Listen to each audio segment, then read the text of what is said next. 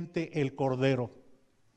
Más o menos aparece 200 veces en el texto bíblico, y de esas 200 veces, 80 veces se refiere a un cordero sacrificado en los libros de Éxodo, Levítico y Números. Lo primero que probablemente empezaron a reflexionar estos israelitas es el pecado original. ¿De dónde procede toda la tragedia de la humanidad? De Génesis capítulo 3, la desobediencia. Adán y Eva desafiando a Dios, rebelándose contra Dios. Pero lo sorprendente es que en lugar de que se murieran ellos, ¿quién murió?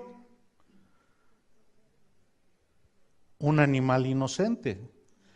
Si usted busca en Génesis 3:21 va a descubrir que quien provee, quien inicia, quien instituye, quien establece la muerte de un inocente como sustituto para cubrir el pecado de Adán y Eva es Dios mismo. No fue que Adán tuvo la iniciativa, la ocurrencia o la idea para cubrir su pecado, sino que fue Dios mismo quien proveyó este sacrificio. Dice Génesis 3:21, y Jehová Dios hizo al hombre y a su mujer túnicas de pieles y los vistió. Quien los vistió, quien realiza la acción, quien realiza la labor es Dios mismo.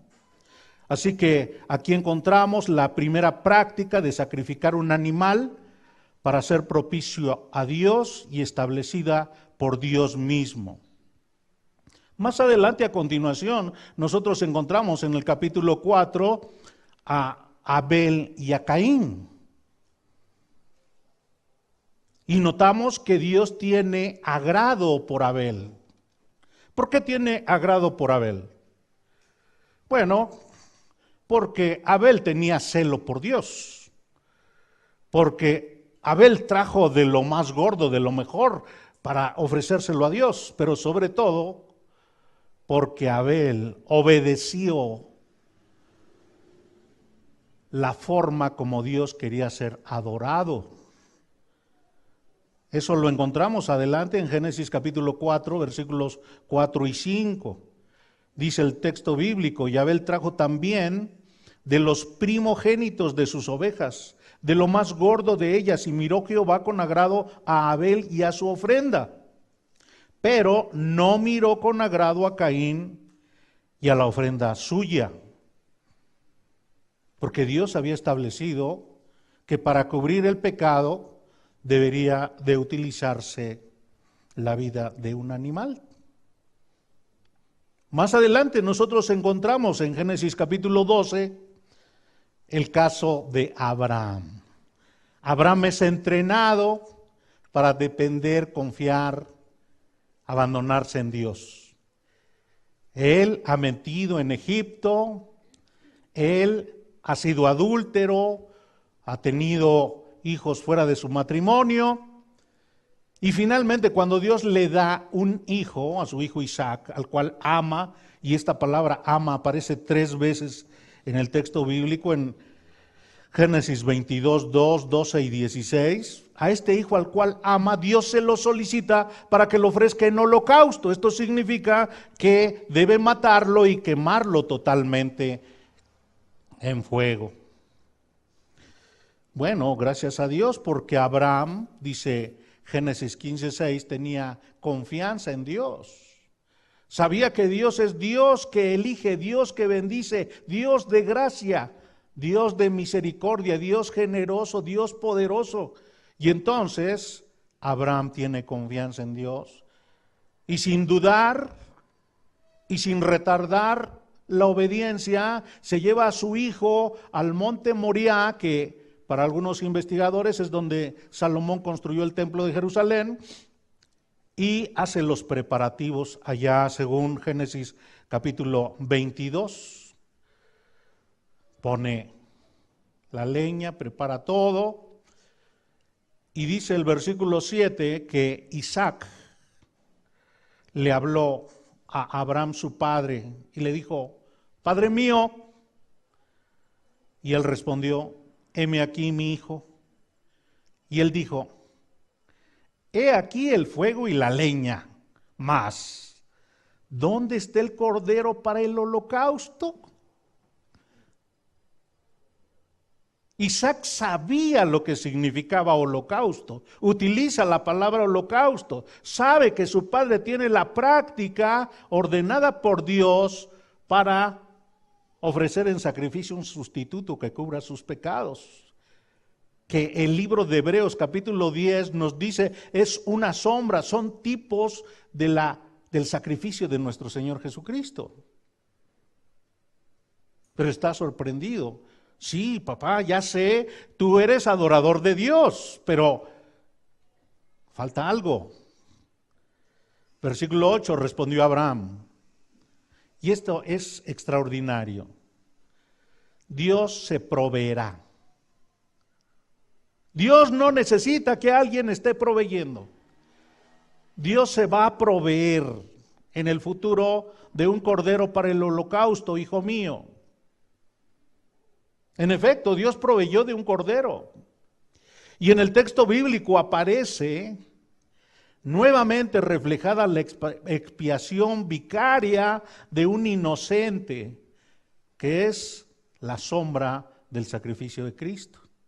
En Génesis 22, 13, dice que Abraham alzó los ojos y miró, y he aquí a sus espaldas un carnero trabado en un zarzal por sus cuernos. Y fue Abraham y tomó el carnero y le ofreció en holocausto. Y estas 5 palabras son fabulosas. El texto bíblico dice: en lugar de su hijo, en lugar de su hijo, en sustitución de su hijo. Entonces, quien tiene la iniciativa para cubrir los pecados es Dios. Y siempre utiliza un símbolo de Cristo, que en el caso del pensamiento judío implica inocencia, mansedumbre, dependencia. Y es el carácter de nuestro Señor Jesucristo.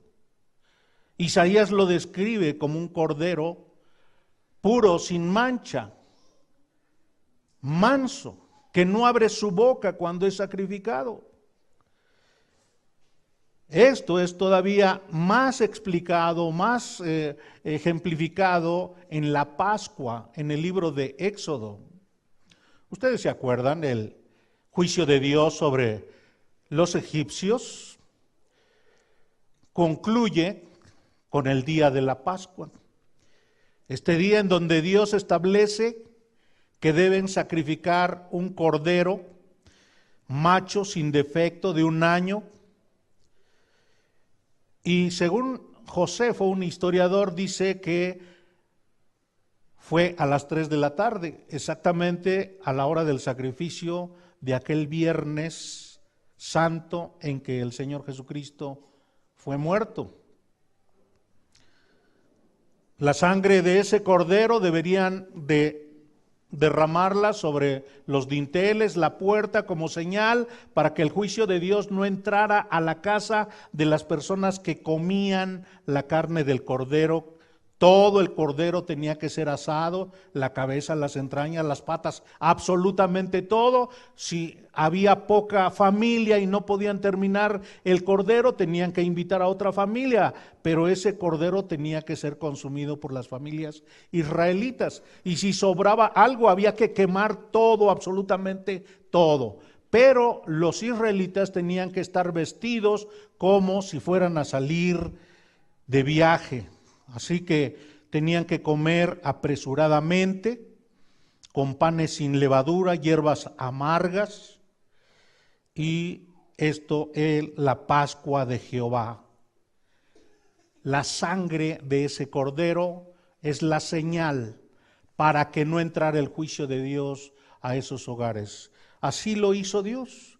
La muerte de un sustituto, señal de que esas personas tenían fe en Dios. Esa es la expiación sustitutiva.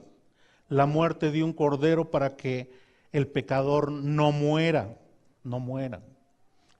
Entonces tenemos históricamente Génesis, pecado original, muerte de un inocente. Tenemos capítulo 4, Abel, muerte de un sustituto. Tenemos también Abraham, capítulo 22, muerte de un cordero, la Pascua, pero en Levítico y en Números aparecen más ejemplos de el sacrificio del cordero. Por ejemplo, en capítulo 16 de Levítico se habla de las leyes para expiar los pecados. Aarón tenía que poner sus 2 manos sobre un cordero, confesar los pecados de toda la nación y los pecados particulares, y después llevar ese cordero al desierto para que los pecados salieran de la ciudad, del pueblo, y ese animal cargara con los pecados colectivos y personales de Israel. Pero se necesitaba, para que fuera eficaz el perdón de pecados, el cubrir esos pecados, que tuvieran fe, que se arrepintieran de sus pecados, que confiaran en este símbolo que Dios estaba exigiéndoles. Porque en la vida práctica, en la realidad, bueno, por más que una persona se esforzara de sacarse su propia maldad y transmitírsela poniéndole las manos a cualquier animal, eso nunca va a suceder. Pero esto era una instrucción de parte de Dios. Y las personas tenían que confiar en Dios, tenían que depender de lo que Dios les estaba ofreciendo. En el libro de Números, capítulo 28, también se establece la ofrenda diaria, que consistía en la muerte y sacrificio, o el sacrificio de 2 corderos. Un cordero tenía que sacrificarse en la mañana para cubrir los pecados de la noche, y otro en la tarde para cubrir los pecados de todo el día, según Números capítulo 28, versículos del 3 al 10. Expiación significa aplacar, cubrir, pagar precio de rescate. Y estos corderos, estas ovejas que se utilizaron en todo el Antiguo Testamento, establecido por Dios para el pueblo de Israel, estos solo son sombras de lo que habría de ser el Cordero de Dios. Esto solo era un adelanto de lo que Dios mismo iba a proveer. Dios iba a proveer algo que le pertenecía, algo que era suyo, algo que era divino, algo que era sobrenatural, algo que era infinito, algo que era poderoso para poder cubrir absolutamente todos los pecados de la humanidad y de todos los tiempos. Así que cuando Juan está diciendo en el versículo 29, he aquí el Cordero de Dios, los israelitas están entendiendo, bueno, nosotros hemos traído sacrificios al templo, hemos hecho conforme Dios lo estableció en su palabra, pero ahora Dios está dándonos su Cordero, el que proviene de Él, el que le pertenece, el que realmente quita el pecado del mundo. Y bueno, una pregunta apropiada, una segunda pregunta, además de que qué entendían, es la pregunta: ¿quién necesita al Cordero de Dios? ¿Quién necesita al Cordero de Dios? Y como ya hemos estudiado a través de la cultura y a través de la propia evidencia de los judíos, tanto los sacerdotes, los levitas, como los fariseos, ellos consideraban que ellos no necesitaban perdón de Dios. Ellos no eran pecadores, los pecadores eran los gentiles, los paganos, los no judíos. Ellos pertenecían al pueblo de Dios. Ellos tenían derecho de entrar al cielo porque descendían de Abraham. Por lo tanto, ellos no necesitaban el bautismo de arrepentimiento de Juan. Ese bautismo tenía que ser para personas que eran ruines, que eran realmente pecadores escandalosos. Pero ellos, ¿cuál era el pensamiento? ¿Cuáles eran las convicciones de este tipo de personas que vivían en los tiempos de Juan? Recordemos brevemente, había diferentes grupos religiosos. Uno de ellos era el de los fariseos, al cual el Señor Jesucristo no le dio nunca una sola palabra de aprobación, ningún elogio. Ellos eran celosos, ellos eran rigurosos con el texto bíblico. Isaías capítulo 28, versículo 13, describe su actitud: mandamiento, más mandamiento, más mandato, más mandato, más letra, más letra. A ellos lo que les importaba era la ley y creían que cumplían realmente la ley. Era un Saulo de Tarso antes de su encuentro con el Señor Jesucristo, justo en su propia opinión, sabio en su propia opinión, bueno en su propia opinión, religioso en su propia opinión. Es el joven rico que se siente que ha cumplido con Dios y que Dios ahora pues se debe sentir orgulloso de poder concederle a este joven un poco de su atención. El Señor Jesucristo señaló cuál era el problema más importante de los fariseos: su hipocresía, su cumplimiento externo, su religiosidad, su ritualismo, su apariencia. Cuelan el mosquito y se tragan al camello. Mateo 23, 24. Pero no solo ellos eran también los saduceos. Los saduceos, que eran personas amantes del dinero, amantes del poder religioso. Ellos estaban en la autoridad del Sanedrín, la máxima autoridad económica, religiosa, social, política y económica. Ellos estaban en la cúspide de la autoridad sobre la nación. Y ellos se consideraban también fieles con respecto al Pentateuco. Otro grupo eran los herodianos, eran los que luchaban por el poder político, eran los que negociaban con el imperialismo romano, eran los que estaban de acuerdo: vamos a platicar y déjennos a nosotros el control político de esta sección y les negociamos con ustedes. Ante estos grupos aparecieron los celotes, los justicieros. Aparecieron estos hombres que se consideraban los verdugos, reconociendo la hipocresía, el orgullo, la envidia de los fariseos, la corrupción, las raterías, la forma como utilizaban los rituales religiosos de Jerusalén para hacer negocio. La religión la utilizaron como un instrumento de enriquecimiento. Indignados con las negociaciones de los herodianos. Y entonces ellos eran la mano ejecutora, eran los terroristas de los tiempos bíblicos. Y por si acaso faltara alguien, están los esenios, unos que dijeron: no, todos están mal, retirémonos y vayámonos de ermitaños, apartémonos del mundo y sus banalidades, y entonces vivamos solos, en penitencia, aislándonos y en sufrimiento. Ante estos grupos, Juan Bautista está observándolos, Todos orgullosos de sus propias opiniones, de sus propios juicios, de sus propias filosofías, de sus propios razonamientos. Todos llenos de altivez. Todos creen que están bien.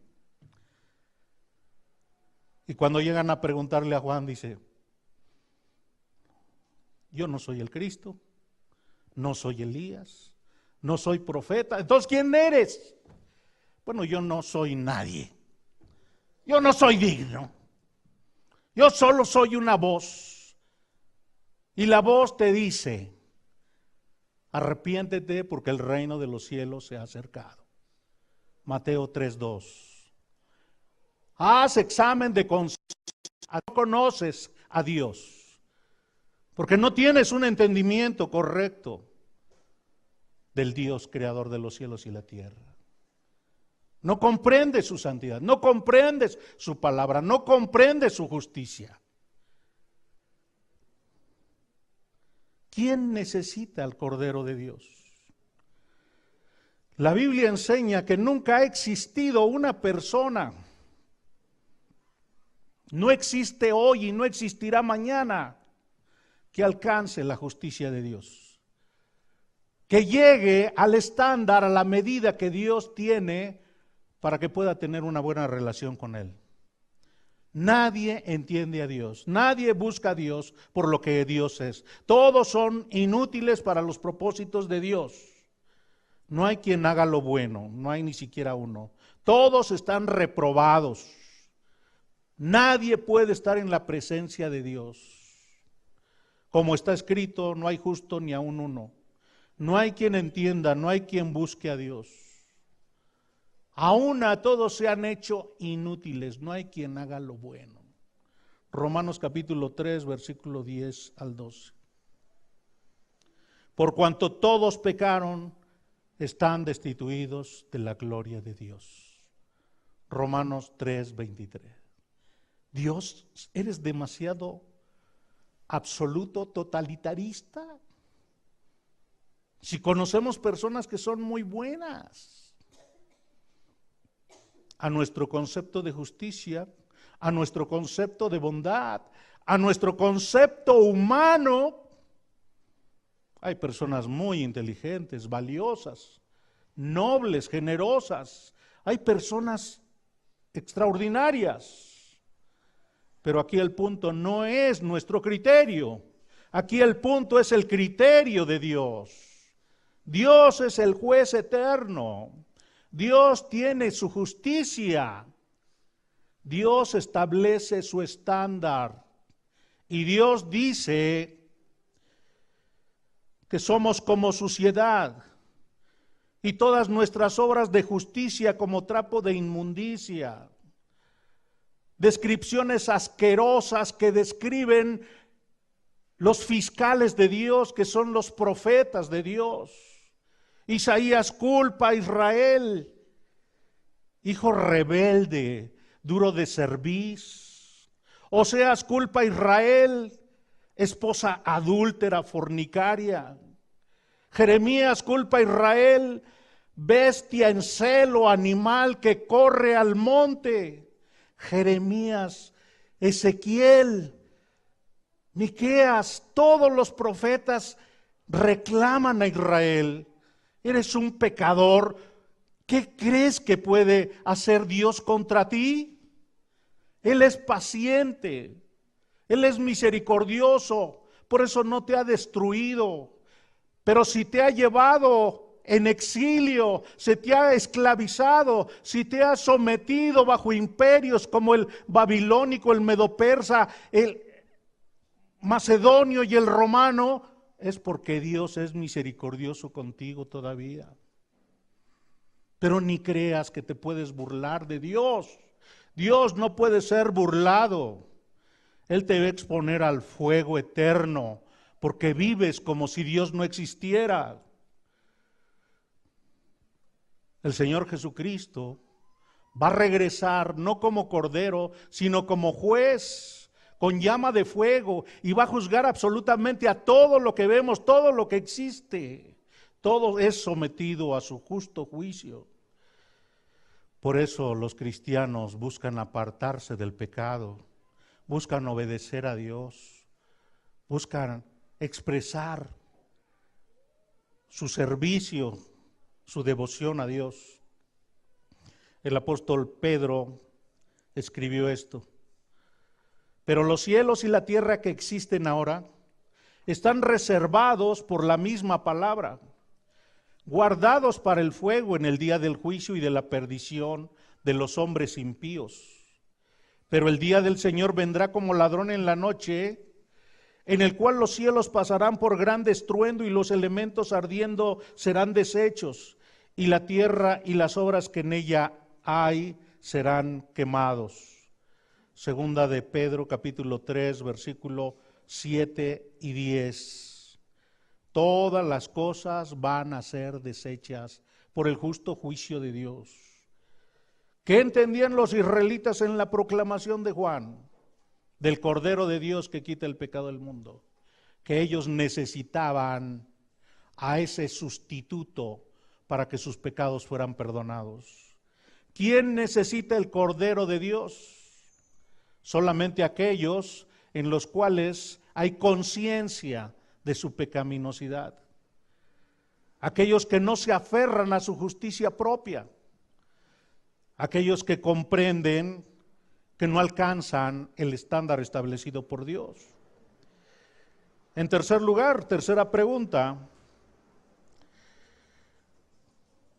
¿el Cordero de Dios quita el pecado o quitó el pecado absolutamente de todo el mundo?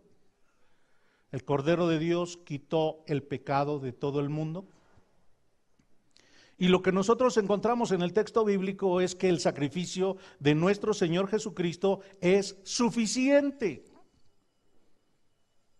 Al ser el Señor Jesucristo Dios, al estar dispuesto a ser sustituto por los pecados, al cumplir con la justicia perfecta, la santidad perfecta, ser el Cordero sin mancha, el Señor Jesucristo en su sacrificio puede quitar el pecado de todo el mundo, en todas las épocas, de todo tipo de pecados, grandes, pequeños, perversos, ocasionados contra alguien u ocasionados por alguien.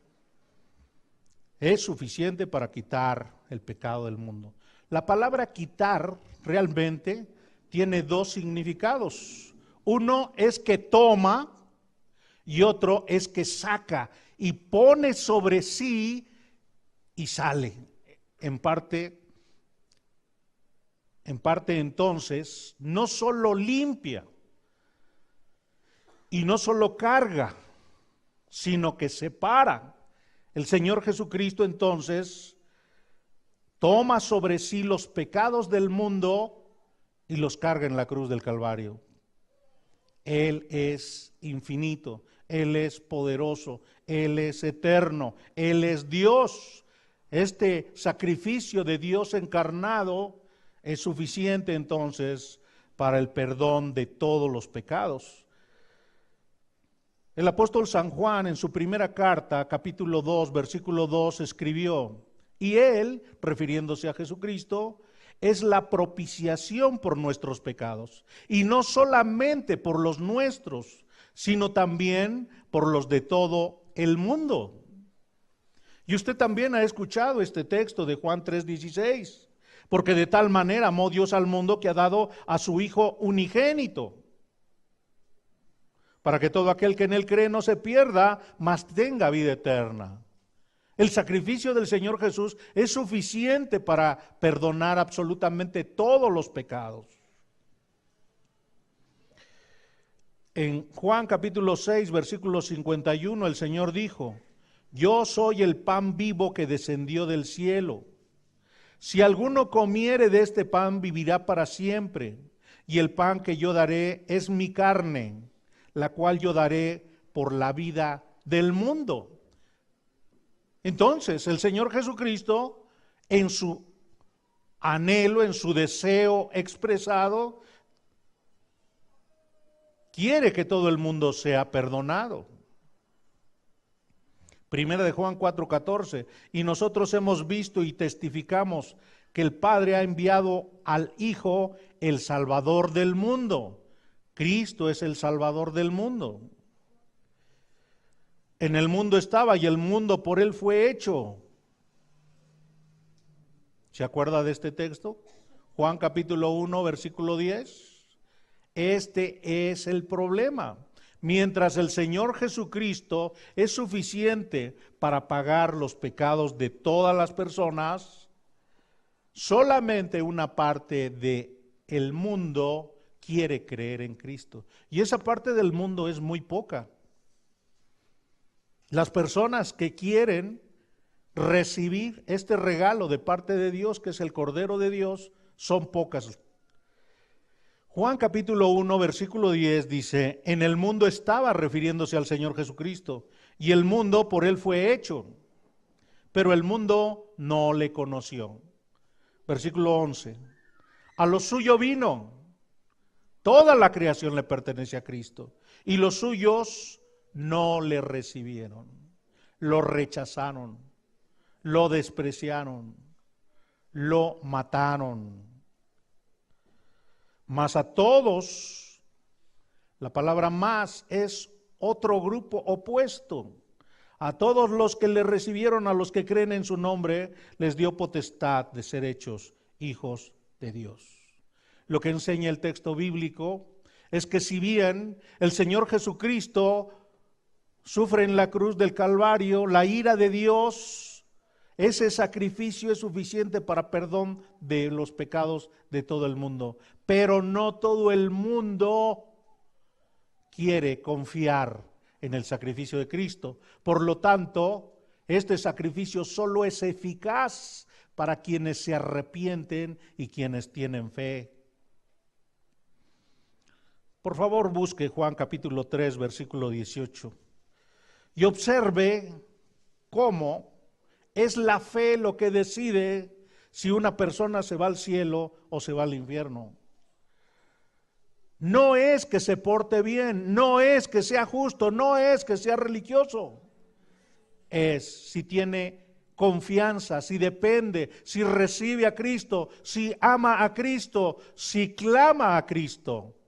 Juan 3:18, el que en él, Jesucristo es él, el que en él cree no es condenado, no sufre las consecuencias de su sentencia, pero el que no cree ya ha sido condenado, porque no ha creído en el nombre del unigénito Hijo de Dios. Esa es la condenación del mundo, que los hombres prefieren amar más sus pecados en lugar de renunciar a ellos. Más adelante, allí en Juan 3:36, Dios explica lo mismo. El sacrificio de Cristo es eficaz solo para el que se arrepiente y pone su confianza en Cristo. El que cree en el Hijo tiene vida eterna, pero el que rehúsa creer en el Hijo no verá la vida, sino que la ira de Dios está sobre de él.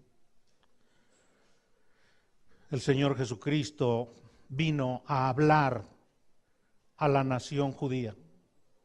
Pero antes estuvo su mensajero. Su mensajero le habló a toda la nación judía. Le explicó el juicio de Dios. Y solo pocas personas comprendieron, solo pocas personas aceptaron su pecaminosidad, solo pocas personas estuvieron dispuestos a ser identificados con este Cordero, fueron los que se bautizaron en señal de arrepentimiento. Y este grupo reducido de personas los encontramos en el libro de los Hechos en el día de Pentecostés, están orando. Y a pesar de que la nación son miles que han sido llamados, ya han visto la obra, ministerio, milagros del Señor Jesucristo, sus enseñanzas no quisieron creerle, no quisieron recibirle, lo despreciaron. El Señor les había dicho, de cierto os digo, el que oye mi palabra y cree al que me envió, tiene vida eterna y no vendrá a condenación, mas ha pasado de muerte a vida. Juan 5:24. Y esta es la voluntad del que me ha enviado, que todo aquel que vea al Hijo y cree en Él tenga vida eterna, y yo le resucitaré en el día postrero. Dios ofreció su Cordero a su escogido, a su primogénito, a su Hijo, a Israel, pero Israel demostró apego a su justicia propia, confianza en sus obras, desviaron su atención. En lugar de estar comprendiendo que los sacrificios solo eran una sombra del Cordero que Dios enviaría, confiaron en esa sombra y se quedaron en la sombra. Dios castigará eternamente a todas las personas que no tienen a este Cordero. El profeta Ezequiel advirtió: el alma que pecare, esa morirá. Ezequiel 18:4 y 20. El Señor Jesucristo le advirtió a los judíos: el Rey Dios dirá también a los de la izquierda: apartaos de mí, malditos, al fuego eterno preparado para el diablo y sus ángeles. E irán estos al castigo eterno y los justos a la vida eterna. Mateo 25, 41 y 46. En otras palabras, viéndolo desde otra perspectiva, nosotros sabemos que los hombres tienen la costumbre de querer ganar el cielo por medio de sus esfuerzos, por medio de sus méritos. Y por eso han inventado tantas religiones. Estas religiones que también son parte de la labor de los demonios. Todas las religiones de la antigüedad presentaban a dioses esclavos de pasiones, esclavos de una ira intempestiva, de orgullo, de diferentes formas de autoritarismo. Y los humanos trayendo regalos, trayendo obsequios, encendiendo veladoras, sacrificando animales para ganarse el favor de estos dioses fantasiosos tras los cuales obran los demonios. Ellos creían que podían sobornar a esos demonios o a esos dioses mediante sus penitencias y sus sacrificios. Y el día de hoy no ha cambiado mucho la humanidad. Continúa siendo supersticiosa, continúa confiando en sus penitencias y sus sacrificios. Pero la palabra de Dios advierte que todo eso que hacen, lo hacen a los dioses falsos tras los cuales están obrando los demonios.